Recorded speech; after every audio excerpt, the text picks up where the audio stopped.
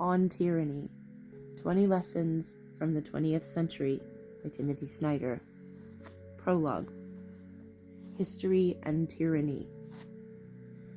History does not repeat, but it does instruct.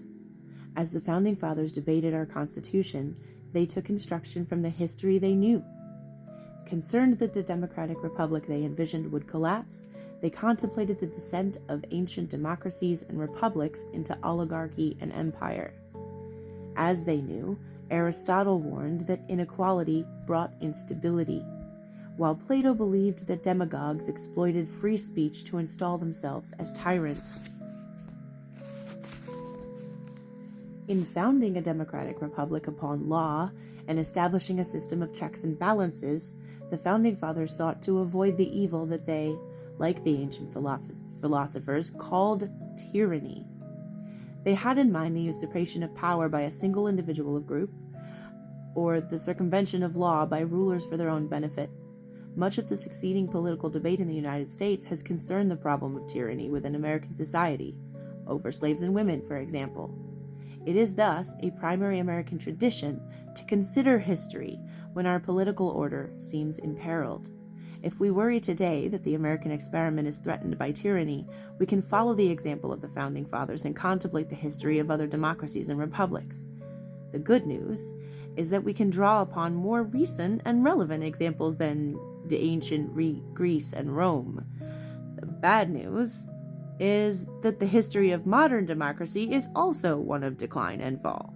Since the American colonies declared their independence from a British monarchy that the founders deemed tyrannical, European history has seen three major democratic moments: after the First World War in 1918, after the Second World War in 1945, and after the end of communism in 1989. Many of the democracies founded at these junctures failed in circumstances that, in some important respects, resemble our own. History can familiarize, and it can warn. In the late 19th century, just as in the late 20th century, the expansion of global trade generated expectations of progress. In the early 20th century, as in the early 21st, these hopes were challenged by new visions of mass politics, in which a leader or a party claimed to directly represent the will of the people. European democracies collapsed into right-wing authoritarianism and fascism in the 1920s and 30s. The communist Soviet Union, established in 1922, extended its model into Europe in the 1940s. The European history of the 20th century shows us that societies can break, democracies can fall, ethics can collapse, and ordinary men can find themselves standing over death pits with guns in their hands. It would serve us well today to understand why. Both fascism and communism were responses to globalization, to the real and perceived inequalities it created, and the apparent helplessness of the democracies in addressing them. Fascists rejected reason in the name of will, denying objective truth in favor of a glorious myth articulated by leaders who claimed to give voice to the people. Sound familiar? They put a face on globalization, arguing that its complex challenges were the result of a conspiracy against the nation. Fascists ruled for a decade or two, leaving behind an intact intellectual legacy that grows more relevant by the day. Communists ruled for longer, for nearly 7 decades in the Soviet Union and more than 4 decades in much of Eastern Europe.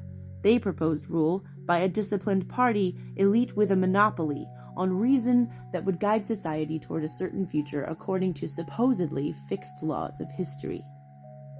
We might be tempted to think that our democratic heritage automatically protects us from such threats. This is a misguided reflex.